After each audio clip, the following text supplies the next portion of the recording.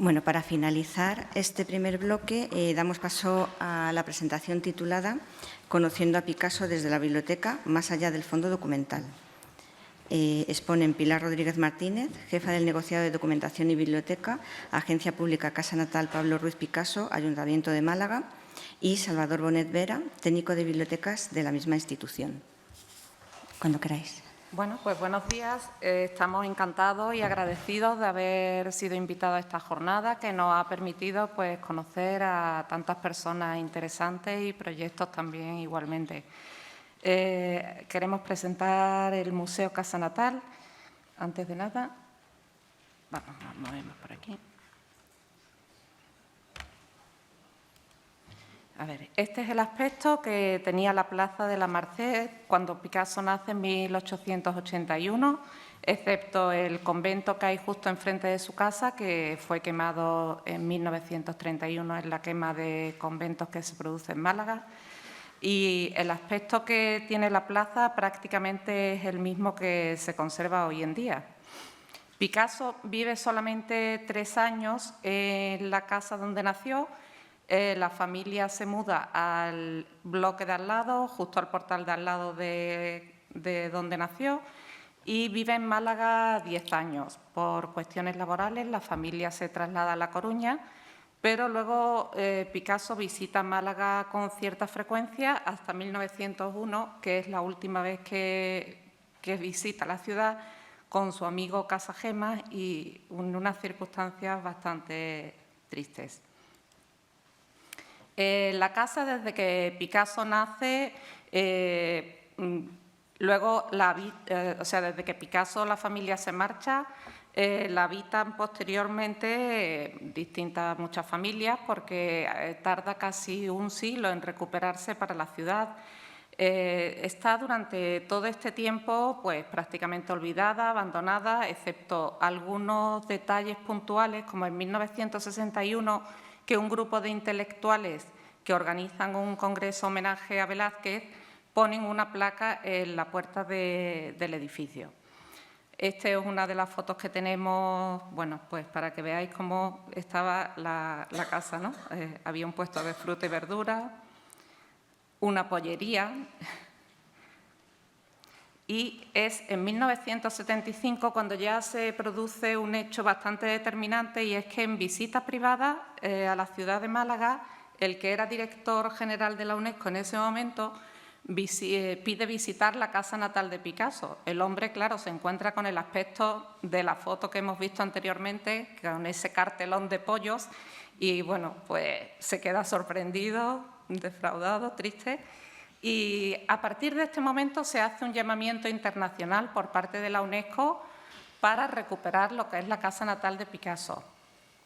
En 1979 son las primeras elecciones municipales democráticas, y una de las primeras acciones que el alcalde elegido, Pedro Aparicio, lleva a cabo es mandar una carta tanto a la UNESCO como al Ministerio de Cultura solicitando patrocinio para recuperar la casa natal de Picasso. Pese a ello, pasan casi 9 años hasta que la casa natal se convierte en Fundación Picasso. Fueron muchísimos los problemas administrativos y judiciales que hubo. El edificio era solamente de propiedad de una familia, pero sí había inquilinos tanto en las viviendas como en los locales comerciales, que bueno, fue una labor un poco complicada poderles desahuciar. En 1983 la casa es declarada BIC, Bien de Interés Cultural, y eso pues ya favoreció también bastante la recuperación para la ciudad. La participación de Málaga en el centenario del nacimiento de Picasso en 1981 fue también muy determinante. La ciudadanía se acerca a la figura de Picasso y, bueno, esto ya fue un paso importante en la ciudad. Es en 1988 cuando se abre la Fundación Picasso, ocupando solamente la primera planta del edificio. El resto de los pisos seguían habitados por vecinos que convivían con nosotros mientras que nosotros trabajábamos en la primera planta. Los locales comerciales igualmente también seguían abiertos. Y bueno, desde que se empieza a trabajar la Fundación Picasso, la biblioteca tiene una importante función. De hecho, la Fundación nace como centro de estudios e investigación. Esta había sido la intención de la UNESCO, del Ministerio de Cultura y también de la familia Picasso, que desde muy al principio se negaron a que lo que se hiciera allí fuera una recreación de una casa natal al uso. Bueno, pues porque, como ya os he dicho, había pasado un siglo desde que Picasso había nacido allí, la casa había estado habitada, no tenía sentido realmente crear una escenografía de una casa del siglo XIX porque tampoco se conservaban ni mobiliario ni objetos originales. Entonces, lo que sí se quiso hacer fue un centro de estudios y de investigación. Por eso la biblioteca, desde muy los inicios de la Fundación, tiene una importancia clave en el desarrollo del museo. Posteriormente se rehabilita el resto del edificio y en 1998 se inaugura ya con las 4 plantas al completo. ¿Y ahora ya? Pasamos a la siguiente, ¿no?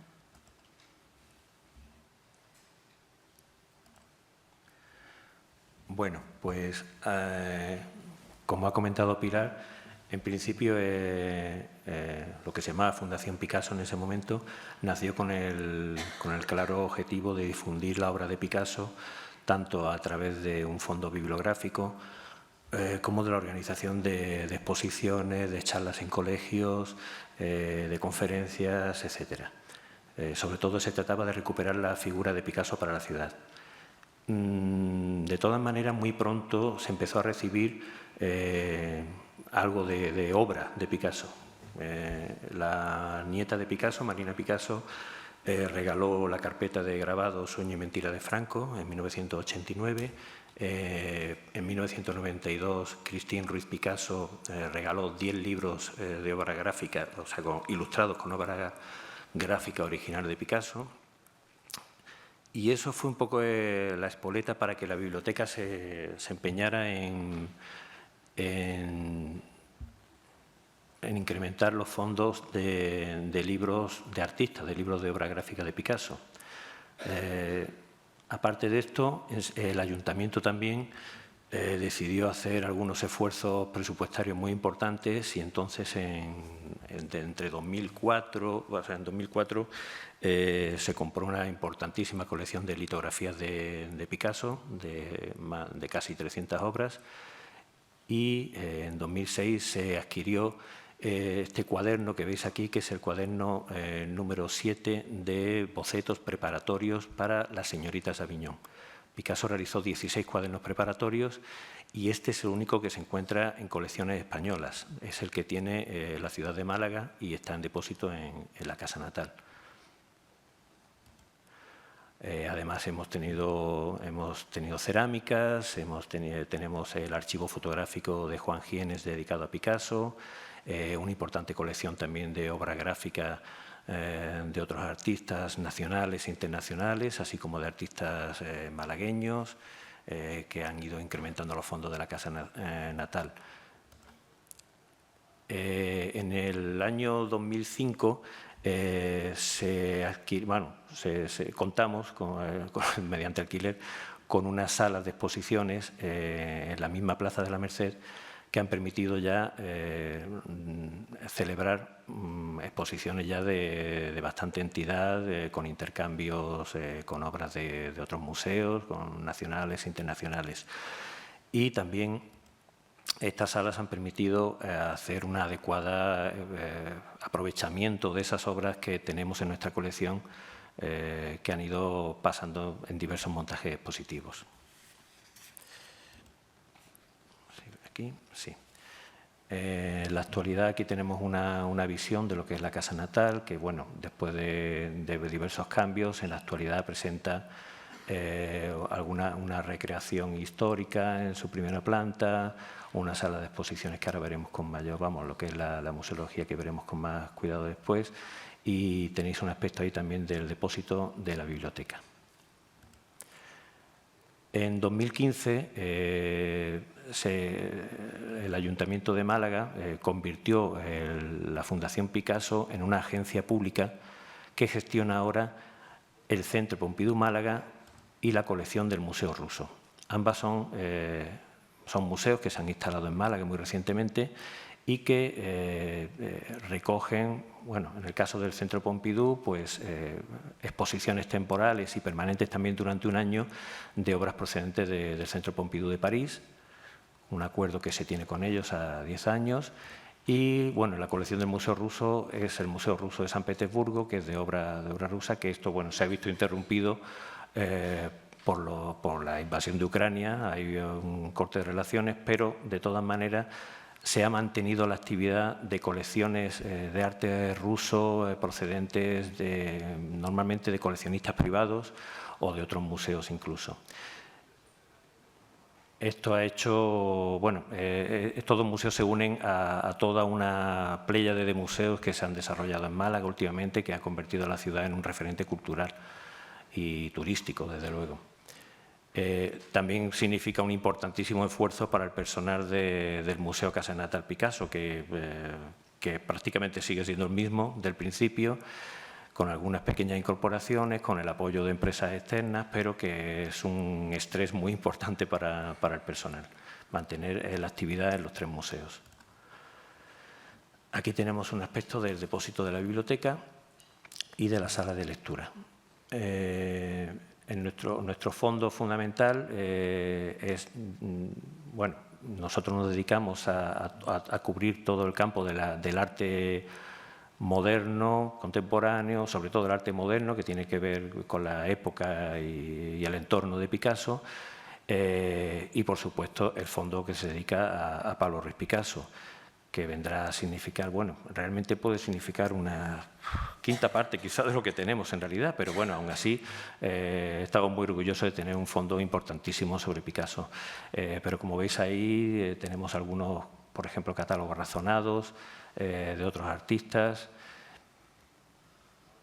y atendemos, bueno, pues a todo tipo de público. Nosotros tenemos el servicio de préstamo externo desde el principio, porque ya os digo que nuestra vocación era atender al público malagueño, al público que se presentara, y desde el principio pues teníamos estudiantes, niños de colegio que querían hacer trabajo. Luego eso ha ido variando, por supuesto, con el tiempo, porque hoy en día con Internet pues ya lo que sí es verdad que vienen son pues investigadores, especialistas, estudiantes. Es muy importante el apoyo con el que contamos con algunos profesores de la Universidad de Málaga, con los que tenemos una estrecha relación y que encargan trabajos con la idea específica de que los alumnos vengan a realizarlos en la biblioteca de la Casa Natal, porque tenemos un fondo, bueno, yo creo que es el fondo más importante de lo que hay en la ciudad sobre arte moderno, eso sin duda.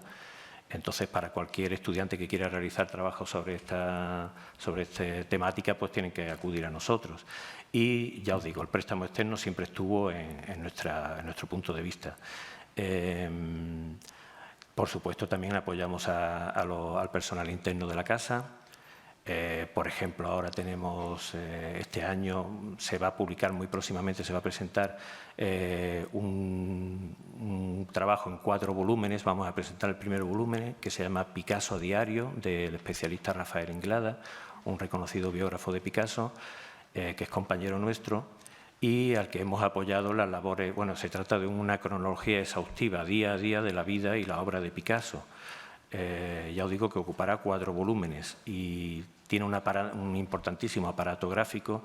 Nosotros hemos apoyado a Rafael en la búsqueda de estas imágenes, de los derechos de reproducción, en pedir los permisos, en gestionar el pago de los mismos, y eso ha sido una labor muy importante también. Aparte de que, por supuesto, tanto él como otros compañeros han hecho uso exhaustivo de la biblioteca para poder desarrollar este trabajo, para desarrollar exposiciones, para las conferencias, etcétera.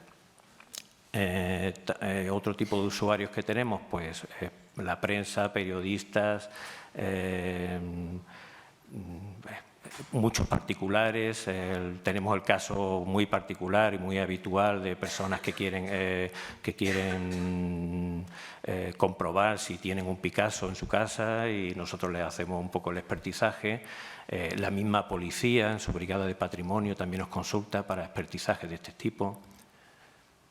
Bueno, aquí tenemos una breve selección, una selección de algunos libros que habría que reseñar que en aquel llamamiento de la UNESCO que se produjo al principio de la Casa Natal, hubo una donación, que fue el primer fondo documental con el que contamos, de más de 100 libros procedentes de todo el mundo, que fue un regalo a la ciudad de Málaga.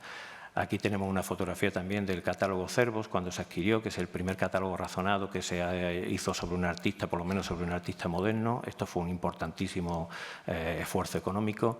Y una fotografía, en el que recordamos el papel de algunos particulares de Málaga que hicieron donación. Aquí se ve con una fotografía con el alcalde, el señor Linares Maza. En fin, hubo muchos particulares que hicieron donación de sus fondos archivísticos, sobre todo de prensa, de hemeroteca, de libros, a la Casa Natal. Aquí tenemos también un aspecto de un fondo muy importante, aquel fondo fundacional también de Cristín Ruiz Picasso, de 10 libros con obra gráfica original de Picasso, que luego se ha ido incrementando con el tiempo. Entre los fondos también tenemos un pequeño fondo apreciable fondo de hemeroteca, para el que estamos desarrollando un gestor documental en el que vamos a describir y analizar cada uno de los recortes de prensa que tenemos. Posiblemente aquí vayan también, estamos trabajando también para que aquí, en este gestor documental, volcar la información sobre la colección de la Casa Natal, de obra de arte. Y otros proyectos que estamos desarrollando adaptados a este gestor documental. Para la descripción bibliográfica y de materiales audiovisuales y tal, utilizamos APSISNet.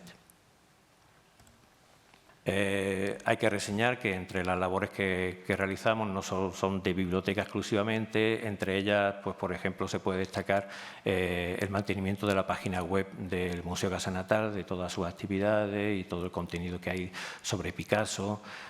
Por ejemplo, ahora del año de celebración de los 50 años de Picasso, estamos muy atentos a informar de las actividades y exposiciones que se realizan en Málaga con motivo de esa celebración. Bueno, yo voy a hablaros de las actividades que llevamos a cabo desde la biblioteca. Una de las más importantes y que este año se está llevando a cabo ya la 17ª edición es Picasso en las bibliotecas. Picasso en las bibliotecas es una actividad que hacemos junto a la red de bibliotecas municipales y nos parecía una forma ordenada y coherente de llevar la figura de Picasso y el Museo Casa Natal a los diferentes distritos de la ciudad. Entonces, coincidiendo con el Octubre Picassiano, cada año participan aproximadamente de 10 a 15 bibliotecas. Durante una semana se realizan actividades organizadas por el propio Museo Casa Natal, pero se llevan a cabo en las bibliotecas municipales. Actividades dependiendo de la edad de los participantes. En muchos casos son actividades infantiles que en coordinación con los colegios de la zona, por medio de un teatrito de guiñol, cuentacuentos y actividades didácticas, se intenta acercar al público infantil a la figura de Picasso. Igualmente, los estudiantes más jóvenes ya de la ESO y de bachillerato se organizan otras actividades ya más acordes a su edad, y para el público adulto normalmente también se hace o algún club de lectura o a lo mejor algunas visitas guiadas. Siempre, por supuesto, todo relacionado con Picasso. Otra de las actividades que hemos desarrollado durante mucho tiempo es Casa de las Palabras. Casa de las Palabras es un club de lectura. Un club de lectura con la particularidad de que todas las lecturas que compartimos son sobre arte. Bien puede ser una obra literaria, una novela, podría ser también un ensayo. A veces son textos de catálogos y la particularidad que sí tenemos es que luego en la puesta en común de la lectura siempre va a haber una persona especialista en el tema o, en algunos casos, incluso el autor del libro o de los textos que hemos compartido la lectura. Esta Casa de las Palabras, el Club de Lectura, se hizo durante 10 años. Hemos dejado de hacerlo porque a veces a las actividades también hay que darles un respiro. Y estamos ahora mismo, hemos cambiado, hacemos otro tipo de cosas, pero el Club de Lectura, de momento, no lo estamos haciendo. Lo llevábamos a cabo en la sala de consulta de la biblioteca y, posteriormente, por cuestiones de accesibilidad, tuvimos que pasarlo a otra sala y, bueno, aquí quizás fue ya cuando pasó de ser de club de lectura a ya más una charla casi, y entonces por eso fue por lo que sí, decidimos darle un descanso. Esta actividad se llama Hoy nos guías tú y consiste en la que voluntarios eligen una obra de la colección, ya puede ser de Casa Natal, de Centre Pompidou o del Museo Ruso, dependiendo de dónde la vayamos a hacer. Eligen una obra de la colección y luego vienen a investigar esa obra a la biblioteca en nuestros fondos documentales y un día determinado pues nos hacen de guía. Es una actividad bonita donde el participante pues, pasa a realizar una acción que normalmente es de público, ¿no? Otras actividades que también hacemos desde la biblioteca son charlas en sala. Son como unas visitas guiadas, pero un poco más amplias. No es una conferencia, es una charla pues, sobre la obra que está expuesta, más detenida que en lo que es una visita guiada habitual. Y ahora Salvador va a seguir contando otras. Pues aquí tenemos... ¿Esto funciona? Sí. Aquí tenemos un ejemplo de un seminario que se celebraba por parte de un profesor de filosofía de la Universidad de Málaga, de estética, que ha realizado varios seminarios de estos, de charlas sobre filosofía o sobre estética, siempre relacionándolo mucho con libros concretos y lecturas que pueden encontrarse en nuestra biblioteca. Desde la biblioteca también, desde el Centro de Documentación, organizamos, gracias a la colaboración de un compañero nuestro que es doctor, actualmente doctor en Historia del Arte, que actualmente, bueno, nos lo quitaron y está en otras lides, pero desde el Centro de Documentación organizó este simposio, por ejemplo, de Picasso y Rusia, con diversos especialistas que vinieron invitados. Era en relación, claro, aprovechando la existencia de la colección del Museo Ruso, pues se hizo esa relación. Este mismo compañero también realizó una actividad que tuvo mucho éxito, que hubo que repetir posteriormente, que era Aprenda Picasso en 4 lecciones. Era una forma muy rápida, bueno, muy rápida, de una forma simple de intentar conectar con el público, muy divulgativa de la obra de Picasso, yendo a sus elementos fundamentales. En este mismo sentido, también invitamos a una historiadora del arte para que diera una charla divulgativa sobre... No, un curso. O sea, un curso para introducir a nuestros usuarios en el conocimiento del arte del siglo XX. Hemos también últimamente entrado en algunos talleres que son más participativos. Hemos intentado pasar un poco de esta cosa de la conferencia un poco pasiva a talleres en los que la gente interviene más, como este taller de escritura creativa terapéutica y unos talleres también de dibujo que se hacen en una de las salas del museo, invitando a dibujantes que dan pues eso, clases y talleres que se hacen allí mismo con gente dibujando. Esto fue también un taller que se celebraron en varios periodos, un taller experimental en el que se trataba de facilitar a los participantes, que solían ser unas 10 personas, así que se apuntaban textos sobre algún tema que tuviera que ver con Picasso, una charla introductoria también, una conferencia, y luego los participantes tenían que elaborar un artículo a partir de la conferencia y a partir de las lecturas que se les habían facilitado. Bueno, con fotocopias, claro, lógicamente, era una selección. Y luego también esos artículos que seleccionábamos, que nos parecían mejores, se publican en nuestra página web y están accesibles allí. En este sentido, Luis Puelles también, el profesor de estética, ha desarrollado unos talleres de investigación que son también unas charlas en las que procura que los alumnos, unos cursos también en los que los alumnos intervengan activamente en la interpretación de textos y de estética y filosofía del arte. Tenemos aquí un ejemplo de otras cosas que hemos hecho. Pues abajo tenemos una fotografía de un editatón que hicimos allí en casa natal sobre Picasso y su relación con Málaga. Arriba veis las colas que se forman en las noches en blanco, que se celebran en muchas ciudades de España. Y la biblioteca, en algún caso, en algún año, ha intervenido también en esas visitas guiadas a la propia biblioteca para que la gente la conociera de primera mano. Tenemos aquí una fotografía de justo cuando salimos del confinamiento, empezamos los primeros tiempos. Ahí estamos con nuestras mascarillas enseñando, era para celebrar el Día del Libro, para enseñar unos facsímiles de cuadernos de dibujos de Picasso, sobre los que había mucho que contar. También hemos celebrado exposiciones de los fondos bibliográficos, de los fondos especiales de la biblioteca, incluyendo carteles, incluyendo los libros así más especiales. Esta fue una exposición que se llamó Picasso Escrito. Recientemente Picasso Dibujante de Palabras, que era sobre todo con libros ilustrados, con obra gráfica original y con facsímiles también de cuadernos de dibujo de Picasso. Esta misma exposición, una selección de la misma, ha ido ahora a Córdoba a formar parte de una exposición de libros de artista, La Palabra Pintada. Bueno, y le hemos querido dedicar un espacio especial al depósito de la familia Arias, que recibimos en depósito en 2017.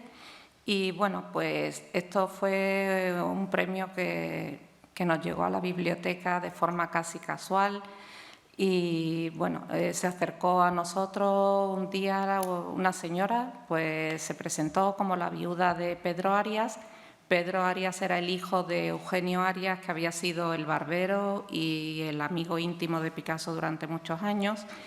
Y bueno, esta familia, a la muerte de Pedro, Madeleine Arias y su hija se encuentran con una colección que había tenido atesorada Eugenio Arias durante todos los años hasta que murió, que eran 84 periódicos ABC con dibujos originales de Picasso. Y bueno, esta señora, con una sinceridad tremenda, nos dijo: tenemos esta colección y no sabemos qué podemos hacer con ella, porque sobre todo les preocupaba enormemente la conservación. La casa natal desde un principio pues se puso a su disposición, por supuesto, ayudándole primero en la gestión de la certificación de la obra por medio de la familia Picasso, y luego pues recibimos en casa natal los periódicos, que la gran mayoría de ellos eran inéditos. Entonces, pues para nosotros, imaginaros lo que supuso, los que llevamos tantos años trabajando con obra de Picasso, recibir un legado de dibujos originales de Picasso que no los había visto nadie, que no estaban catalogados y que tuvimos que hacer todo el trabajo desde un principio. Aquí colaboró, por supuesto, todos los departamentos del museo, conservación, promoción cultural, todos los departamentos participamos activamente, pero todo fue dirigido un poco desde la biblioteca. El estado de algunos de estos dibujos, pues al estar en papel de periódico, era bastante malo. Estos dibujos son fruto de la relación de amistad de Picasso y Eugenio Arias, en los que, bueno, los dos comunistas, Eugenio Arias exiliado al sur de Francia y muy aficionados a los toros. Eugenio estaba suscrito al diario ABC porque era el único periódico que llegaba a Francia con crónicas taurinas. Él se lo pasaba a Picasso, Picasso tenía el periódico, lo leía, le hacía dibujillos mientras que lo estaba leyendo y luego se lo devolvía a Eugenio Arias. Eugenio guardó estos periódicos toda su vida, que es que ni los propios hijos sabían de la existencia de ellos. Y bueno, pues la verdad es que es una historia muy bonita. Aparte de los dibujos, que ya es un grandísimo tesoro, la colección también tiene libros ilustrados. Este es un fragmento de Carmen, El sueño y mentira de Franco, y luego pues muchos libros que Picasso les iba dedicando a la familia durante mucho tiempo. El gestor, sí. Este es el gestor documental que ha comentado antes Salvador y donde también aquí se está catalogando y se está registrando toda esta colección, que está depositada. En un principio fue durante 5 años, hasta 2022, y se ha ampliado a otros 5 años más. Algunos de los dibujos se han llevado, la familia los ha querido llevar al Museo Picasso de París porque, bueno, ellas son parisinas, tanto Madeleine como su hija, y querían que allí también pues, hubiera una representación de su colección, pero el gran fondo está en casa natal. Esto para nosotros, pues ya os digo, supuso algo muy importante porque es una colección pequeña, íntima, pero para un museo como nosotros también pequeño, pues es algo muy grande. Esta fue la inauguración de la exposición, que fue en 2019. Esto es un magnífico libro ilustrado con este dibujo original de Picasso. Eugenio Arias era su barbero y si veis en este dibujo es un hombre barbudo lleno de pelos. Estos eran los periódicos que se expusieron así de esta forma. Uno de los libros ilustrados una de las colecciones que también formaban parte del depósito es la Tauromaquia de Picasso. Y bueno, estos son pues algunas de las actividades que organizamos con motivo de la exposición. Y bueno, pues esto es ya un poco de darnos bombos porque fuimos portada del ABC, portada del Sur y bueno, pero lo realmente importante es que fue algo grande para nosotros. Bueno, para acabar, comentamos la intervención también de la implicación del Centro de Documentación y Biblioteca en lo que es el Museo Casa Natal en general, ¿no? Ha habido un caso también muy particular, ha estado de la colección de Eugenio Arias y últimamente también, en los últimos años, se empezó a plantear un cambio de la museografía de la Casa Natal, que no nos acaba de satisfacer tal como estaba en ese momento. Y desde el Centro de Documentación surgió una nueva propuesta en la que recuperábamos de una manera más patente la colección de obras que teníamos, la colección de obras que teníamos en Casa Natal, y también hacer un discurso en el que se reforzara el mensaje, la narración, la narrativa de la importancia de Málaga en la formación personal, mental de Picasso y en su propia obra. Entonces, desde el Centro de Documentación, ya os digo, bueno, se hizo esa primera propuesta, entre todos el personal de la Casa Natal se llegó a un acuerdo sobre ello. Yo personalmente estuve elaborando un proyecto que sufrió las modificaciones y correcciones y observaciones del resto de compañeros y finalmente llegamos a un consenso para realizar esta nueva museografía que estuvimos coordinando, ¿no? Nosotros. Entonces, pues nada, ahí veis una muestra de una primera sala en la que se hace una relación entre la Málaga del siglo XIX, los pintores de la Málaga de entonces, la formación académica de Picasso. Aquel que se ve en el fondo de la estancia es el padre de Picasso, que era pintor y profesor, el padre de Picasso dando clase, como eso tiene que ver con la formación académica de Picasso, muy potente. Aquí no vemos, bueno. En una de esas salas de la planta baja también ponemos algunos ejemplos del cuaderno de la señorita d'Avignon, de aquello que tiene que ver con los desnudos académicos, que luego pasan a evolucionar hasta el desnudo rompedor y rupturista de la señorita d'Avignon. Y en la primera planta ya tenemos el contexto histórico, pues con objetos personales de la familia, del propio Picasso niño. Hay una primera planta, o sea, una sala también decorada al estilo decimonónico en la que hay obras que pertenecieron, pictóricas y escultóricas que pertenecieron a la familia de Picasso. En esa sala es donde están los objetos personales, una cronología recordando todas las estancias de Picasso en Málaga, una firma del propio Picasso que hizo a un camarero malagueño en un menú, en el que puso Picasso de Málaga. Las salas en las que se va recorriendo, pues eso, los capítulos, la iconografía fundamental de las palomas de Picasso, que tienen que ver con la paloma, la famosísima paloma de la paz, que tienen origen en las palomas que pintaba con frecuencia el padre de Picasso. Al fondo, aquí tenemos también una sección dedicada a la relación del Mediterráneo con la obra de Picasso, todos los seres mitológicos, las figuras de la antigüedad clásica que perviven en su obra. Y finalmente una sala en la que se habla de los toros, que es otro de los temas fundamentales en la obra de Picasso, y afición que empezó a tener gracias a su padre y a que asistió a corridas de toros en Málaga, ¿no? Aquí también no se ven ahí, pero bueno, por aquí detrás de esta capa española con la que Picasso, es una réplica de una capa con la que Picasso fue enterrado y que refleja el amor y la nostalgia de Picasso hacia España en una época en la que él ya no pudo volver por el tema de la dictadura de Franco, y él prometió no volver hasta que no se restableciera la democracia en España. En esa sala también aprovechamos para sacar esos ejemplos de dibujos de Eugenio Arias, de Picasso dedicados a Eugenio Arias, para insistir en esa relación de Picasso con España de la política, de la literatura, que amaban ambos, y bueno, en suma, para recordar esa unión de Picasso con España, con Andalucía y con Málaga. También estamos orgullosos porque desde que se ha inaugurado esta nueva museografía, que fue a finales del año pasado, en septiembre, fue un adelanto, digamos, de nuestra unión a los actos de celebración de Picasso, pues se han duplicado, ¿no? Las visitas a la casa natal, han aumentado un 100 y pico % las visitas a casa natal. Ha sido muy reconfortante. Y bueno, nada más, ¿no? Aquí acabamos. Muchas gracias por vuestra atención.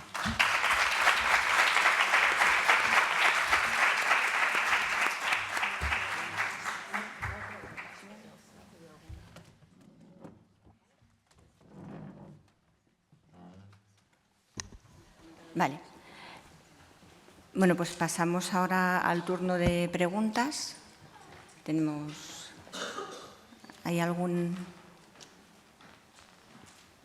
¿No? Carmen quería hacer alguna. ¿Se me oye? Vale. Bueno, sí, mientras surge si hay alguna pregunta para alguna de las 3 ponencias que ha habido, a mí lo que me gustaría era resaltar el papel que tenéis las 3 instituciones en edificios que son casas natales, que son súper bonitas, súper históricas, pero la enorme dificultad que tiene para hacer la exhibición de las piezas de museos, para albergar la colección bibliográfica, para dar servicio y para albergar a los usuarios que queréis que vengan. Por todo ello, felicidades por todos los esfuerzos. Si alguno queréis comentar algo al respecto, o solamente porque me parece llamativo todo el trabajo de tantos años. ¿Cómo no?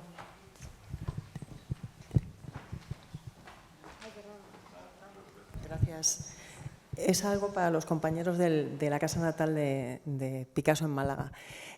Bueno, contentísima estoy sabiendo que finalmente han hecho la familia de Pedro Arias ese depósito en el Museo de Málaga.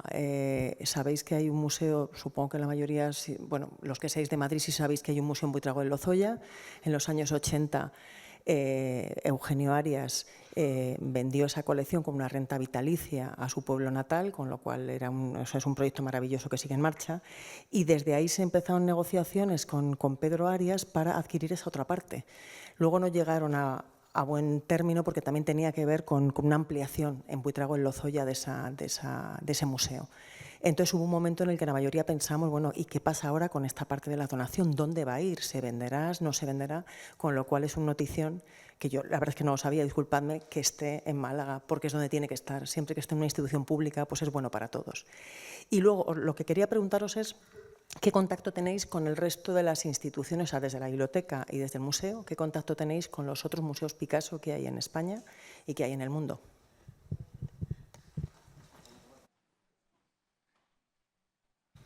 Pues el Museo Picasso de Málaga está a 300 metros de la casa natal y la relación que tenemos con ellos es una relación personal, quizás más que institucional. No es que institucional sea mala, pero ellos son Junta de Andalucía, nosotros somos Ayuntamiento de Málaga y sabéis lo que pasa en esas cosas.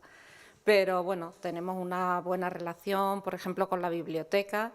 La bibliotecaria es muy amiga nuestra, de hecho estuvo trabajando con nosotros en la biblioteca de Casa Natal y tenemos una relación continua. Si yo recibo un usuario que sé que no tengo información que aportarle y que allí en el museo la tienen, pues la llamo, Juana, que van para allá, pero no mucho más de eso.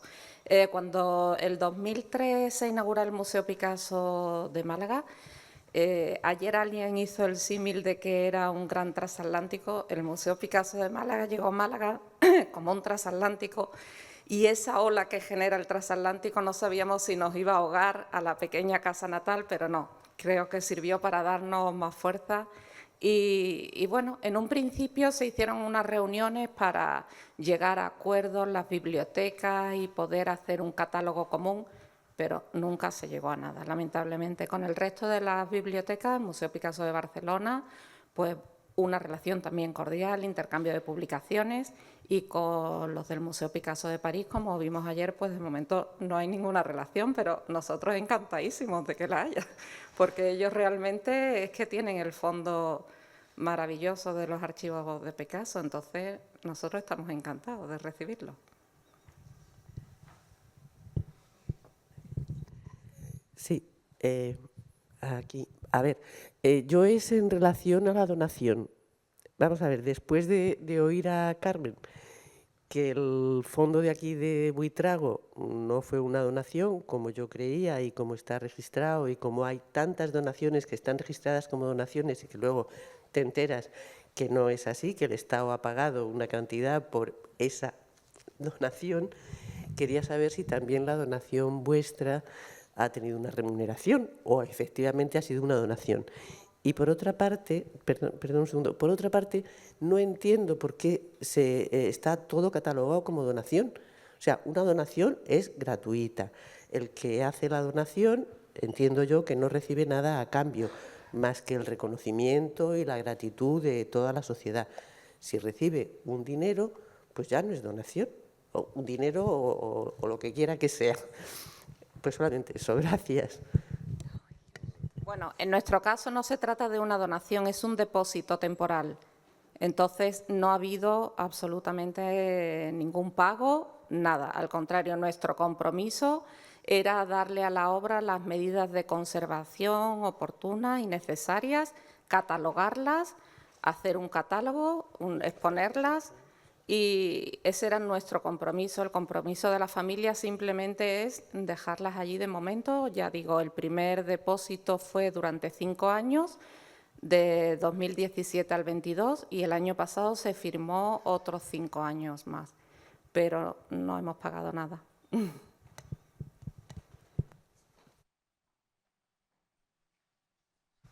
Solo por cerrar, es normal que te desconcierte, aunque esta es una cosa muy pequeñita en el tema de Vimus, pero es que es verdad que se publicitó siempre que la donación, o sea, que era una donación la de Eugenio Arias. Ni le quita ni le pone. Lo único que hace quedar a los que verdaderamente son donantes en una situación de inferioridad. Por ejemplo, en la Comunidad de Madrid, la colección Solana y la colección Manzanares, que ahora mismo están en La Cabrera, en el centro de La Cabrera, que quizá conozcáis también, eso sí fueron donaciones, ¿vale? Y al donante se le agradece y se le valora desde la ciudadanía. En el caso de Eugenio Arias se le agradece, por supuestísimo, que eligiera a su pueblo, que llevara ese foco cultural a su pueblo. Lo que pasa es que en ese momento los poderes fácticos entendieron que había que enfocarlo hacia la galería como una donación, pero no lo fue. Fue una renta vitalicia que se le pagó durante toda su vida, lógicamente, ahí va la definición, y que tiene todo el valor, porque él estaba en su derecho de venderlo. O sea, verdaderamente sí. Lo que pasa es que en ese momento eran los años 80 y se empezó a hablar de la donación, y no lo es. En cualquier caso, lo fundamental es que en Buitrago hay un museo importante con ese legado Arias, y lo importante es que hay un depósito en la Casa Natal de Málaga con la otra parte. Entonces, mientras esté en manos públicas, a mí me parece fantástico. Pero es verdad que esto a unos colocarles la estrella y a otros no, y no hay nada malo en vender. Lo bueno es que el patrimonio se mantenga. Mientras tenga la titularidad de lo que vendes, ahí vas. Así que... caso que yo conozco, sí, que no es el único caso que yo conozco que ha habido una venta, es decir, que ha habido una remuneración y que luego en los catálogos figura como donación. Pues a mí no me parece justo para el que de verdad dona. Efectivamente. Efectivamente.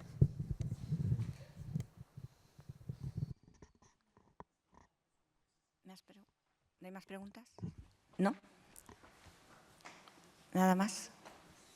Bueno, pues damos por finalizado este primer bloque de ponencias y hacemos un descanso y a las 12 volvemos al segundo bloque.